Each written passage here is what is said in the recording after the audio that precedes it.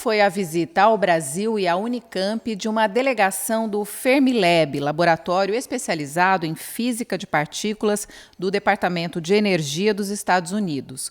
O laboratório é parceiro da Unicamp no projeto DUNI, que envolve a identificação de neutrinos, partículas que podem ajudar a explicar a formação do universo. Esse é um dos assuntos do programa Conversa com o Reitor de hoje.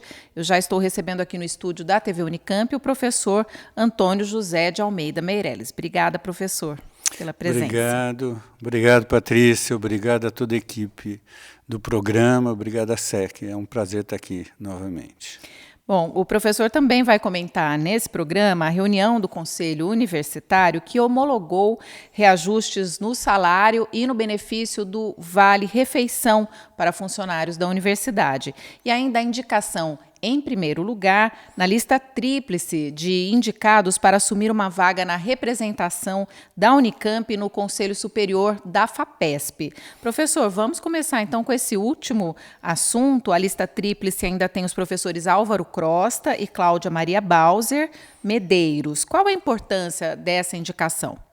Então, primeiro, a gente sabe o papel de extrema relevância que a FAPESP tem no financiamento ao desenvolvimento de ciência e tecnologia no estado de São Paulo, né? Um papel de primeira grandeza, uma história muito exitosa de várias décadas de financiamento e ter uma presença ativa, uma presença que ajude a definir os futuro dessa agência de financiamento da pesquisa no Estado de São Paulo é uma coisa das mais relevantes para a nossa universidade.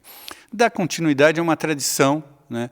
A Unicamp já teve o professor Carlos Henrique de Brito Cruz no Conselho Superior da FAPESP, também como diretor científico já teve o professor Fernando Costa, já teve o professor José Tadeu Jorge, né? Também membros do Conselho Superior da FAPESP. Então, nós estamos dando continuidade a isso. São 3 nomes importantes na atividade de pesquisa, na atividade também administrativa da Unicamp. Eu sou o atual reitor, o professor Álvaro Crosta foi coordenador-geral da universidade no período 2013 a 2017, até 2013, durante a gestão do professor José Tadeu Jorge, exatamente de 2013 a 2017. Né? E a professora Cláudia Bauser foi, por vários anos, membro do Conselho Universitário da Unicamp. São, eu diria, todos os 3 pesquisadores com currículos acadêmicos muito significativos, muito relevantes, e que tiveram essa experiência de administrar a Unicamp ou de acompanhar bem de perto a administração da Unicamp. Né? Então, são 3 nomes importantes. Nós responderemos, encaminharemos agora para a FAPESP essa lista tríplice. A nomeação é feita pelo governador? Pelo governador. Né? Ele que seleciona. Isso renova a nossa participação no Conselho da FAPESP. Gostaria aqui de agradecer oficialmente, né, a nossa representação que está concluindo o mandato do professor Pili, do Instituto de Química da Unicamp, que nos representou, aí, imagino que por 6 anos, nos últimos 6 anos, que deve se concluir agora em breve, e teremos daí um novo representante. Essa lista, então, é encaminhada ao governador. Eu imagino que através da FAPESP, porque nós recebemos a demanda da FAPESP, né? E daí o governador vai indicar um desses 3 nomes para compor o Conselho Científico. A USP teve esse processo há alguns meses atrás e a Unesp também. Né? Então, os mandatos não são exatamente coincidentes, eles têm o mesmo período de tempo, mas inícios e finais um pouco diferentes. Né? Mas as 3 universidades estão exatamente nesse processo de ter novas representações. E essa indicação ela foi confirmada numa reunião do Consul, né, que foi realizada no dia 28 de maio. 28 de maio. Exatamente. Foi ontem, a gente está gravando esse programa, no dia 29/5. E uma reunião que teve muitos assuntos, né? Entre eles, o reajuste, a homologação dos reajustes, tanto do Vale Refeição, né, que foi de 11%, e do salário dos funcionários da Unicamp, que foi de 5%. Como que se chegou a esses valores e o que eles representam? Então, em relação ao reajuste salarial, houve um processo de negociação com o Fórum das Seis. Nesse processo, nós partimos do patamar. Então, aí eu estou falando do CRUESP, né, são os 3 reitores que negociam junto com as representações sindicais dos professores e dos funcionários. Partimos do patamar da inflação do período pelo índice FIPE. Dos últimos 12 meses, essa inflação foi 2,77%. Né? A proposta inicial dos reitores foi 3%. A proposta do Fórum das Seis era bem maior, era algo em torno de 17%, sendo uma parcela já de aproximadamente 10%, um pouco a mais, logo de início. Né?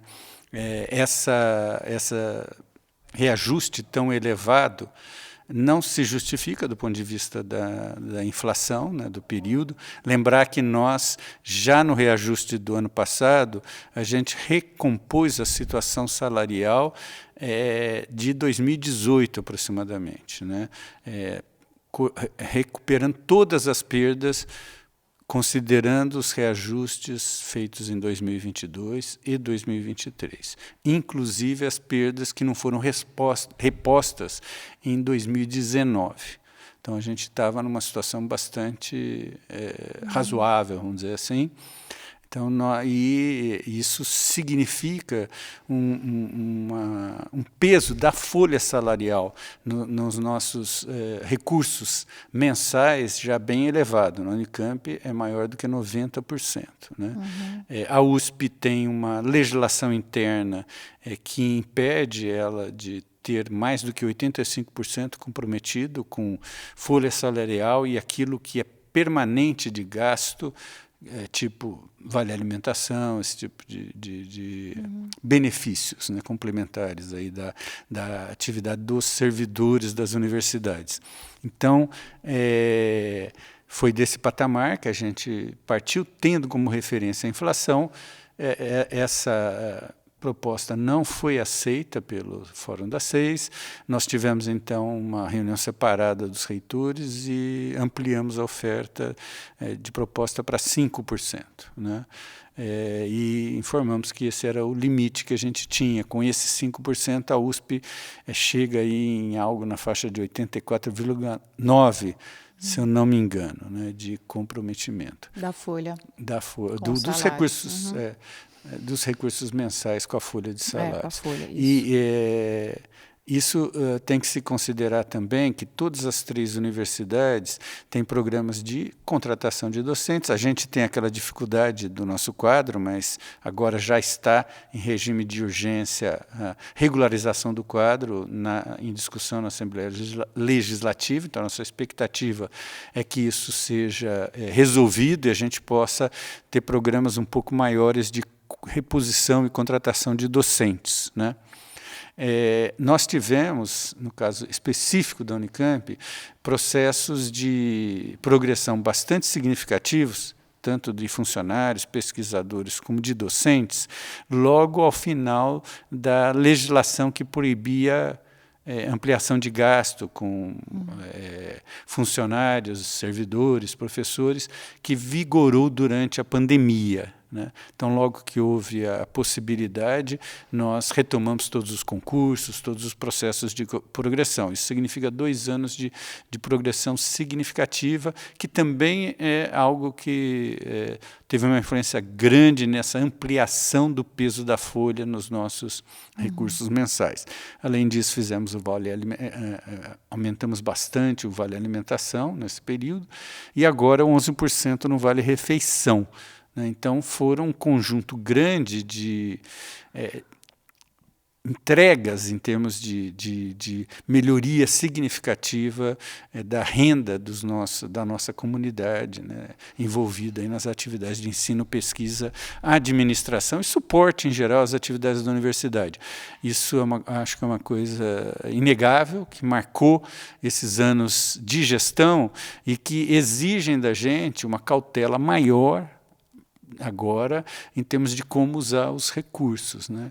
Então, tem tanto o aspecto de que isso envolve as outras universidades que não tiveram, de forma tão explícita, essa política de progressão, em particular, né?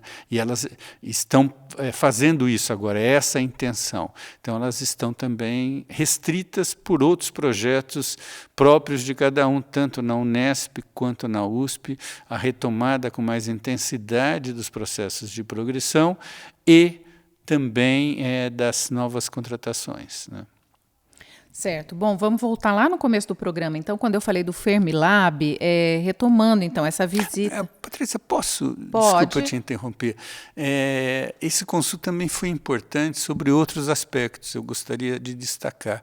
Nós, com as dificuldades que a gente tem da questão de vagas, ainda assim a gente aprovou contratar 32 novos professores distribuídos por algumas das unidades, e eu gostaria de destacar em particular a aprovação, na verdade não é contratação, né? É abrir os processos de seleção, mas a gente liberou 32 novas vagas para as unidades, e mais 8 daí com uma particularidade de estar associado a um novo programa para os estudantes indígenas, para dar a eles uma maior oportunidade de permanência e bom desempenho no ensino de graduação da Unicamp. São 8 novos docentes que a gente vai contratar com um perfil particular, especial, para um novo programa de formação indígena que a gente está fazendo. Como você sabe, normalmente a gente tem para os indígenas um ano a gente admite de duração a mais dos cursos. E esse primeiro ano agora ele tem um formato mais voltado para as diferentes especialidades que os estudantes escolheram, de forma a dar um suporte maior em termos de formação inicial para um bom acompanhamento do curso, né? Uhum. Isso também foi aprovado no Conselho Universitário. Então, novamente, a gente dando mais um suporte para que o programa de permanência associado à nossa política de inclusão tenha sucesso, para que a política de inclusão tenha sucesso não só no sentido da entrada, mas no sentido de reforçar a permanência, né? Então, essa foi uma outra questão que eu gostaria de destacar.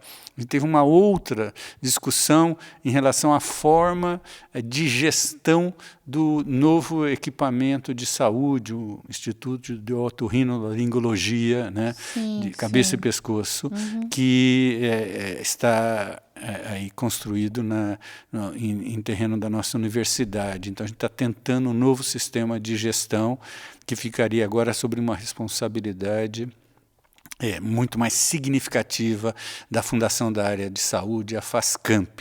Então, isso também foi aprovado no Conselho Universitário.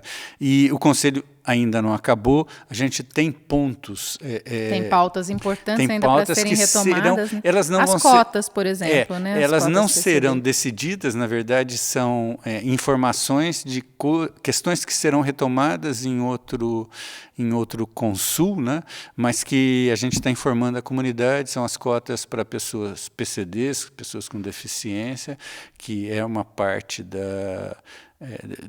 das informações que a gente colocou no expediente, que vai ser apresentado, na verdade, em 2 terças-feiras, né? No dia 11, a gente vai continuar esse consul. Sim. E a outra questão é também um plano para, assim, geral de ocupação do RIDES Unicamp, ou seja, daquilo que antigamente a gente denominava Fazenda Argentina, né? Todos os critérios de sustentabilidade, de ocupação da área, de forma geral, para preservar a natureza, mas permitir o desenvolvimento de equipamentos de pesquisa compartilhados, de startups, faz, né? Aquilo que é esse espírito aí do RIDES de fazer bastante inovação. Um ponto de pauta que foi decidido ontem, a última coisa que eu comentaria, é um programa para pesquisador sênior, a gente está denominando aí pesquisador sênior aqueles pesquisador e professor sênior, aquelas pessoas que se aposentaram na Unicamp, dos quadros da Unicamp, professores, pesquisadores, e que queiram continuar colaborando. São muitos que já fazem isso. São muitos. Né? Mas antes a gente alocava ou colocava eles numa categoria junto com professores e pesquisadores vindos de outras universidades, de outros institutos de pesquisa. A gente chamava pesquisador colaborador. Sim. Nós fizemos uma diferenciação agora. O professor pesquisador ou pesquisador colaborador, ele basicamente viria de instituições externas. O pesquisador e professor sênior, são aposentados da própria Unicamp. Uhum. E fizemos isso para facilitar o processo, né? Porque em relação àqueles que se aposentam nos nossos quadros, a gente detém várias informações que já estão aqui nos nossos sistemas. Então o processo pode ser muito menos burocrático, né? A gente reduziu a burocracia associada a esse processo para facilitar a manutenção dessas pessoas em atividade, mesmo após a aposentadoria, uma atividade de colaboração, né? Sem nenhum vínculo empregatício adicional, obviamente. Sim, maravilha. Bom, então vamos ao Fermilab, né, professor? Como é que foi a passagem dessa delegação pelo Brasil e principalmente em relação ao financiamento desse grande projeto, né, que é para a identificação dos neutrinos, o projeto DUNE. Em que pé que isso está? Então, só para comentar, uma delegação bastante relevante, né? Eu vou comentar só duas pessoas que estão chefiando a delegação. A doutora Regina Rameica, ela é diretora do Escritório de Física de Altas Energias do Departamento de Energia dos Estados Unidos. Né? Então, é um órgão diretamente associado ao governo federal americano. Né? O DOI, Departamento de Energia, ele contrata ou tem sobre relações diretas com ele o Fermilab, que é o laboratório de física de partículas americano, que coordena toda a ação de investigação, né, em física de partículas dos Estados Unidos. A diretora desse laboratório é a doutora Lia Merminga. Então, as duas estão chefiando uma delegação de mais 3 pessoas das suas equipes. Eles fizeram uma visita à Unicamp na segunda-feira, dia 20, no período... Entre 19 e 23 de maio, né, foi essa visita. No dia 20, segunda-feira, eles estiveram conosco na reitoria. À tarde, eles foram visitar uma empresa que está auxiliando na construção da parte brasileira nesse projeto, em São José dos Campos, né? Na terça, nós estivemos com eles novamente em visita ao Sirius, né? O Sirius é o mais importante equipamento de física, né? Aqui ao sul do Equador, aqui bem próximo da gente. Fomos recebidos pelo diretor do CNPEM e responsável pelo Sirius, que é o professor José Roque, né? Esteve com a gente, apresentou todo imensa potencial daquele equipamento, não só o equipamento em si, mas o que eles construíram em torno desse equipamento, de engenharia, de conhecimento, né, que é extremamente impactante. Nós, na quarta-feira, fomos a Brasília. Em Brasília, a gente se reuniu no Ministério de Ciência e Tecnologia e Inovação com o secretário executivo, né, que seria o vice-ministro, vamos dizer assim, Luiz Fernandes, uma pessoa com muita história na ciência e tecnologia nacional, na administração de ciência, tecnologia e inovação, e toda a sua equipe, né, foi apresentado o projeto, se discutiu estruturas de financiamento. A ideia são recursos vultosos, a ideia é que eles sejam compartilhados entre o governo federal, e aí está envolvido o MCTI, através do Fundo Nacional de Ciência e Tecnologia, né, e a FINEP. Então, a FINEP administra uso, aplicação dos recursos do fundo, e o MCTI, de alguma forma, preside o conselho desse fundo, né? Então, foram discutidos. O que a gente deduz dessa reunião é a importância hoje que o MCTI, na figura do Luiz Fernandes e dos físicos próximos, né, da equipe da FINEP e tal, dão uma importância muito grande ao projeto. Até interessante, né, entender. O Brasil recentemente se associou ao CERN, né? Ele tinha um papel muito menos relevante, de acesso meio individual ao trabalho no CERN europeu, né? Hoje ele virou um sócio do CERN, então ele se associa mais ativamente à participação da nossa comunidade científica na investigação do CERN, e isso, de alguma forma, indica a relevância que o governo federal está dando a essa participação nos grandes experimentos físicos internacionais, né? Nós nos reunimos também no Ministério das Relações Exteriores com o embaixador Laudemar Aguiar, que é no Itamaraty o responsável pela área de ciência e tecnologia. Então ele estava também com a sua equipe, o Itamaraty vendo também com muita importância nas relações científicas e tecnológicas Brasil-Estados Unidos, dar suporte a esse projeto. Então, o que a gente recebeu de Brasília são indicações de uma possibilidade bastante razoável da gente ter esse financiamento de metade dos recursos necessários. Na quinta, isso representa quanto, mais ou menos, professor? Então, é algo na faixa de 18 milhões de dólares.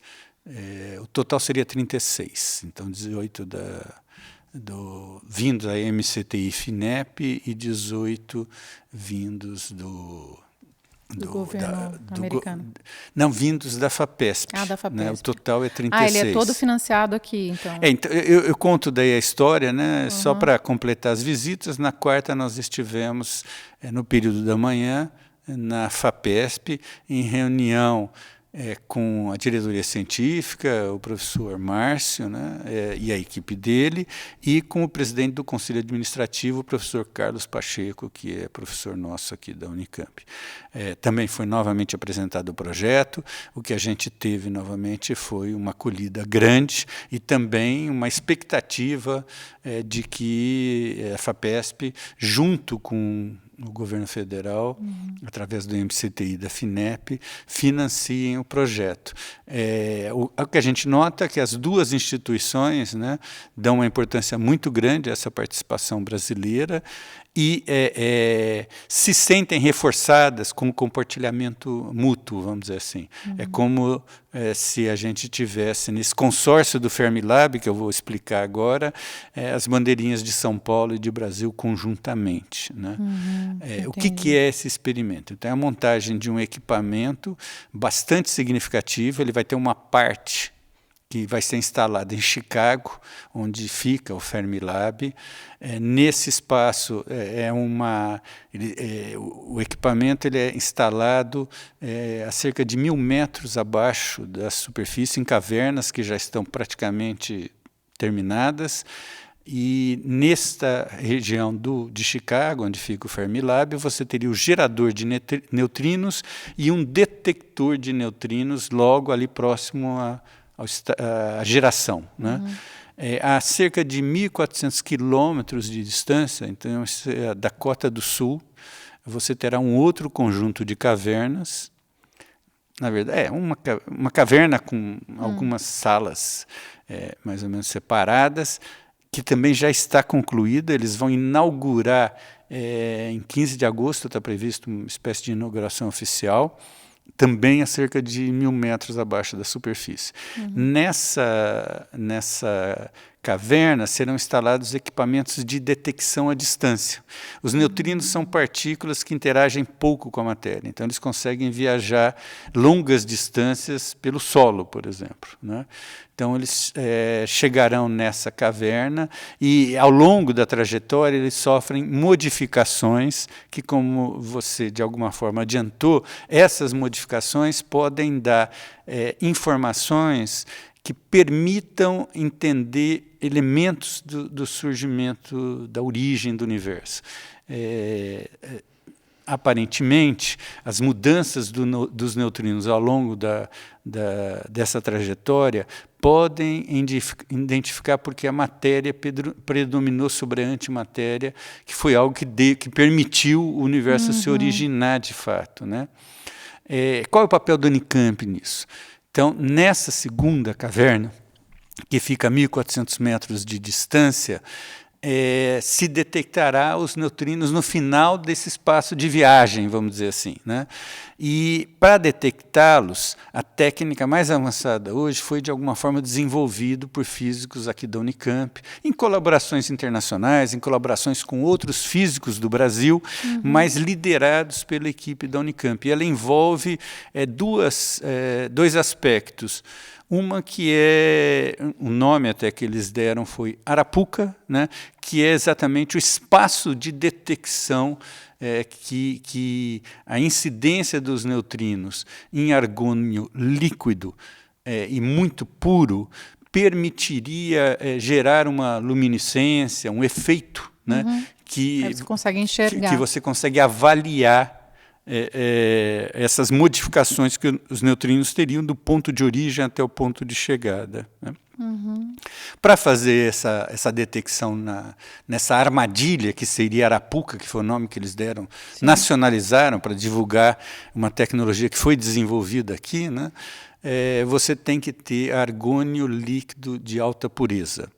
Então, aí tem o desafio da purificação, e são quantidades gigantescas, se eu não me engano, 70 mil toneladas de argônio líquido. Isso envolve uma temperatura abaixo de menos 180 graus, né, e que tem que ter algo, se eu não me engano, menor do que 10 partes por trilhão de contaminação com oxigênio. Isso significa, numa piscina olímpica, você ter uma seringa de oxigênio em uma piscina olímpica de argônio líquido. Então, essa tecnologia de purificação foi, em grande parte, desenvolvida aqui na Unicamp, né? Mas teve auxílio da Federal de São Carlos, da Federal de São João del Rei, de outros físicos envolvidos no estudo dessas questões, né? Como se trata de algo de grande dimensão, o que se fez na primeira etapa foi a investigação em escala laboratorial e depois em escala piloto. E foi testado também fora do Brasil para ver se a tecnologia de fato permitia esse grau de purificação. Se constatou que ela não só purificava em relação ao oxigênio, mas também em relação a nitrogênio. E ela foi considerada mais avançada justamente porque, eventualmente, ela dá também possibilidades não só de investigar essa parte da origem do universo, mas também questões associadas à energia e à massa escura, que são outros mistérios aí que a física vem tentando desvendar, né? E a questão, só para complicar definitivamente, né, o equipamento seria construído aqui, ele, pelo porte, ele envolve inovações. O ano passado, o professor Pascoal Pagliuso, que é quem coordena essa etapa de purificação, ele foi condecorado com o prêmio de inovação, embora seja uma pessoa da área de ciência básica, né, com o prêmio de inovação da Confederação Nacional de Indústria, na parte de purificação de gases liquefeitos, né, como uma grande inovação, porque não exatamente esse mesmo gás ou essa mesma contaminação, mas a purificação de gases tem impacto na área médica, em vários equipamentos, ressonância magnética, né, que precisam de usar gases em estado líquido e de alta pureza. Então, ela pode ajudar nisso. Qual é a ideia? Agora você precisa construir esse equipamento no porte que vai ser o porte em escala real, né? Por isso, o contato com uma empresa é muito importante, uma empresa de engenharia avançada nacional, que vai também, ao desenvolver um equipamento dessa, ela vai se apropriar de um conhecimento que permite a ela aplicar isso em outras áreas, daí com espírito mais comercial, né? Mas é uma inovação que pode surgir. E esse equipamento terá que ser testado aqui, ser encaminhado aos Estados Unidos, desmontado, né? Encaminhado de forma desmontada, ele vai descer por um elevador que é bastante estreito e ser montado a 1.000 metros abaixo, nas cavernas. Então, tem todos tem desafios científicos, mas tem muitos desafios tecnológicos e de engenharia, né? E qual a importância do Brasil participar nisso? O CERN existe há um bom tempo e o Brasil não entrou no início, ele entrou agora. Então ele não é um sócio original do CERN. No Deep Underground Neutrino Experiment, que é o DUNE, o Brasil pode entrar desde o início. Ele precisa ter o financiamento para entrar nessa etapa que é a construção efetiva do equipamento, né? Essa construção efetiva do equipamento feito aqui permitirá ao Brasil ser o terceiro na escala de importância nesse experimento. O experimento será montado e conduzido por mais de 30 anos nos Estados Unidos. Quando se fala em experimento, não é... A gente às vezes tem esse experimento você fazer uma única vez. Não, é um equipamento que vai ser usado por décadas para investigar esse papel dos neutrinos. O resultado não vai sair daqui. Não, ele vai saindo aos poucos, porque você vai descobrindo coisas uma atrás da outra e vai envolver equipes são 1.400 cientistas do mundo inteiro que estão acompanhando isso. A gente não faz nem ideia, né, da grandiosidade do super grandioso. Do Obviamente projeto. Tem parceiros principais porque estão desenvolvendo partes importantes, né? A maior parte é americana, né? É mais de 3 bilhões... com um papel importantíssimo, né? É mais de 3 bilhões de dólares no conjunto envolvido, né? Daí o segundo é o CERN, que o Brasil o CERN europeu, o Brasil acabou de se associar. O terceiro é o Brasil, né? Com uma relevância imensa nessa etapa da detecção final. Então, daí nós teremos acesso aos conselhos que dirigem, né, o consórcio que envolve esse equipamento. Nós teremos acesso aos dados e, inclusive, uma das ideias que estão sendo trabalhadas, e é importante mencionar, nós tivemos nessas reuniões todas que eu citei para você, também a participação do professor José Roque, do CNP em Sírios. Ele foi a todas essas reuniões, porque a ideia nossa, e isso é já de alguma forma indicada pelo Fermilab, de que isso é possível, e o Departamento de Energia também, nós temos aqui, em Campinas, compartilhados pela Unicamp e pelo CNPEM, um centro que analise dados, que tem acesso diretamente aos dados, né? Do experimento. A pessoa pode ir lá fazer, mas ela teria acesso aqui também a esses dados, e a gente seria um centro brasileiro e latino-americano. A gente poderia atrair pesquisadores de todo o Brasil, de toda a América Latina, para aqui, na Unicamp, junto com o CNPEM, ter acesso aos dados que estão sendo gerados lá no Fermilab, Dakota do Sul, Chicago, Dakota do Sul, por esse grande equipamento de investigação de neutrinos. Isso é um potencial de internacionalização e coloca de influência a Unicamp numa rota aí, numa né? rota de extrema relevância. Então, eu diria que foi uma semana de um êxito muito grande, porque nós saímos dessas reuniões com a sensação que não é pequena a chance da gente ter esse financiamento, que a possibilidade é bastante considerável, né? Tá bom. Professor, muito obrigada pela participação hoje aqui. A gente volta a conversar depois, né, sabendo aí dessa segunda reunião do Conselho Universitário, e a gente fica por aqui, então. Patrícia, eu que agradeço. Obrigada. Para você que nos acompanhou também, muito obrigada, e a gente fica por aqui até o próximo programa.